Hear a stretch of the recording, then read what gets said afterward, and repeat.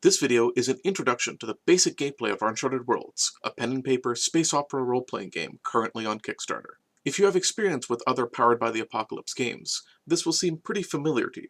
The game involves a conversation between one or more players, who each control a character, and a GM, who describes the rest of the universe and moderates the game.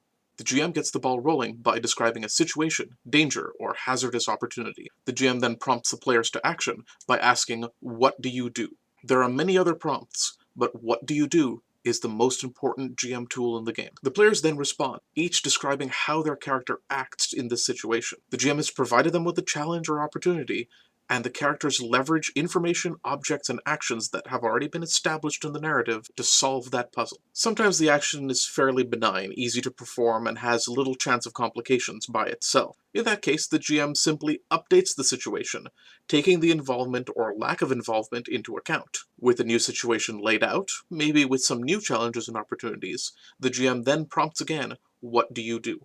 The conversation continues in that cycle. The GM describes challenges and opportunities and prompts the players. The players describe how their character acts or reacts to those situations. The GM describes how the actions have changed the situation and prompts them again. However, if a character's action is dangerous, or the actions are opposed, or the outcome is uncertain, this is called triggering a move. There are a number of different moves.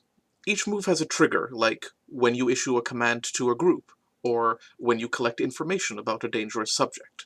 All the common moves are included at the back of the character sheet for easy reference during play. Note that the player shouldn't try to force a move, or say, "I do this move."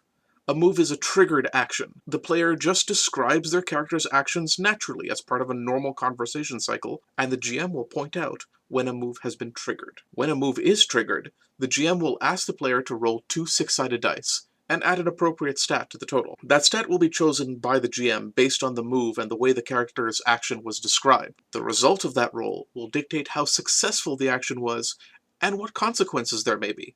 If the roll was 10 or more, the move is a success. The character succeeds their action just as they described. If the roll is 7, 8, or 9, the move is a partial success. The character still succeeds, but there are complications to overcome, costs to pay, or unintended consequences. On a roll of 6 or less, the move is a failure. However, a failure never means a simple stopping point. Instead, a failure introduces new challenges or causes the current challenge to evolve. Sometimes a failure means having the character perform exactly the action they describe, but subverting the intent of the action. After updating the scene, the GM will then prompt the players again with "What do you do?"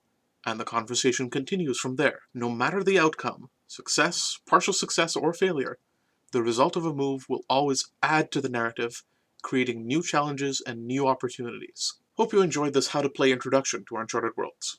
If you'd like to know more, I encourage you to head over to the Kickstarter page. Also, you can check out this video guide to character creation. Thank you for watching, and thanks for your support.